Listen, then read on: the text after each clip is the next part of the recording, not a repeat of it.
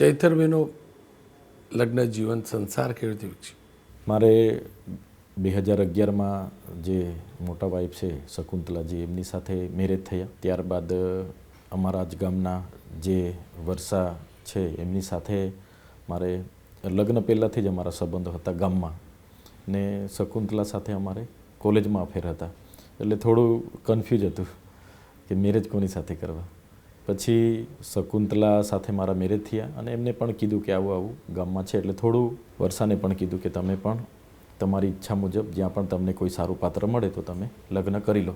હવે ઉપર પ્રકૃતિને નક્કી હશે કે એ શક્ય ના બન્યું ને, એટલે અમારા પરિવારે પણ પછી એક્સેપ્ટ કર્યા, કેમ કે મારા ફાધરની પણ 2 મમ્મી છે, મારા દાદાની પણ 2 દાદી હતી. એટલે પછી પરિવારે એક્સેપ્ટ કર્યા. એટલે 2 વાઇફ છે અને બંનેના એક દીકરો ને એક દીકરી, એમ કરીને 4 ભાઈ બહેનો છે. બેલેન્સ કેવી રીતે કરો? 2 પત્ની વચ્ચે ઝઘડા નહીં થાય? ચૈતરભાઈ વહેંચે ના જાય? ક્યારે પણ આ બાબતને લઈને કોઈ ઝઘડો નથી થયો.